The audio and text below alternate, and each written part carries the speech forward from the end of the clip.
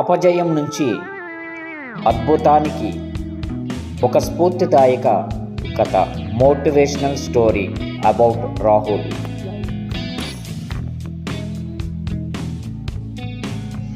ఒకానొక గ్రామంలో రాహుల్ అనే యువకుడు ఉండేవాడు. అతను చాలా పేద కుటుంబంలో జన్మించాడు, కానీ అతని కలలు మాత్రం చాలా పెద్దవి.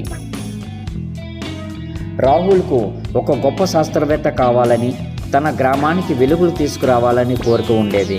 కానీ చుట్టుపక్కల వారు మాత్రం, నీకు అంత శక్తి ఎక్కడిది, పొలానికి వెళ్ళి పనిచేసుకోక ఈ అనవసరమైన ప్రయోగాలు ఎందుకు అని ఎగతాళి చేసేవారు. అయినప్పటికీ రాహుల్ ఏమాత్రం వెనుకడుగు వేయలేదు. తనకున్న కొద్దిపాటి జ్ఞానంతో పాత సామాగ్రిని సేకరించి ఒక చిన్న సోలార్ పవర్ పరికరాన్ని తయారు చేయడానికి ప్రయత్నించేవాడు. 2024-25 సంవత్సరాల్లో అతను చేసిన అనేక ప్రయత్నాలు విఫలమయ్యాయి. అతను తయారు చేసిన యంత్రాలు సరిగ్గా పనిచేయకపోయేవి, కాలిపోయేవి. గ్రామంలోని వారు అతన్ని చూసి నవ్వుతూ,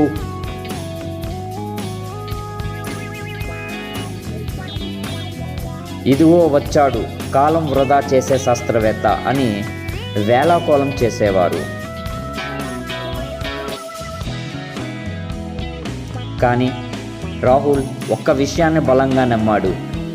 అపజయం అంటే ఆగిపోవడం కాదు, మనం ఎక్కడ తప్పు చేశామో తెలుసుకునే ఒక అవకాశం. 2026 సంవత్సరం ఆరంభంలో రాహుల్ తన పాత తప్పులన్నింటినీ విశ్లేషించాడు. పగలు కూలి పనికి వెళ్ళి రాత్రిపూట కిరోసిన్ దీపం వెలుగులో తన పరిశోధన కొనసాగించాడు.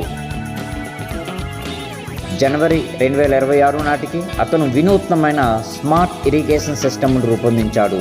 ఇది సూర్యరశ్మితో నడుస్తూ భూమిలో తేమను బట్టి దానంతటా అదే పంటకు నీరు అందిస్తుంది.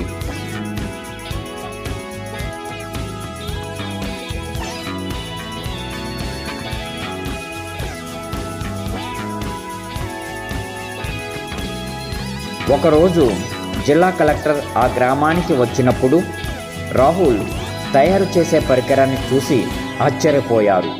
ఆ టెక్నాలజీ తక్కువ ఖర్చుతో కూడుకున్నది మరియు రైతులకు ఎంతో మేలు చేసేదిగా ఉంది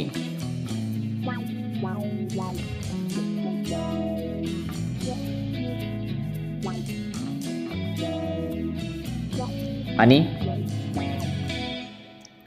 వెంటనే ఆయన ఆ ప్రాజెక్టును ప్రభుత్వం తరపున గుర్తించి రాహుల్కు కావలసిన ఆర్థిక సహాయము మరియు ఉన్నత చదువులకు ఏర్పాట్లు చేశారు. నిన్నటి వరకు ఎగతాళి చేసిన నోళ్లే నేరు అతనికి జేజేలు కొట్టాయి.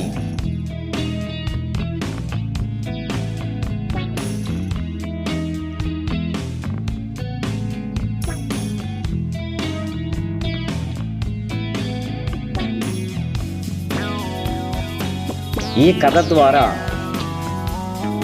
మనం నేర్చుకోవలసిన పాఠాలు: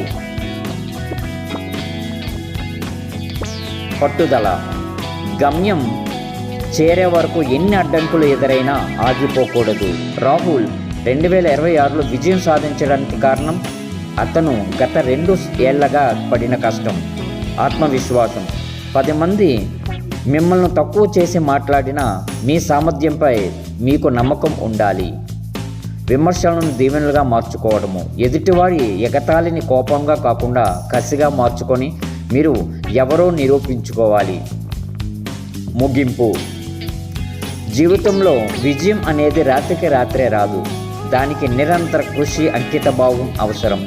మనం చేసే ప్రయత్నంలో చిత్తశుద్ధితో ఉంటే కాలం ఏదో ఒకరోజు మనల్ని విజేతగా నిలబెడుతుంది.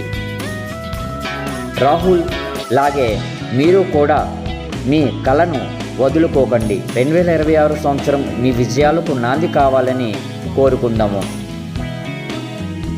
Thanks for watching. Like, comment, subscribe.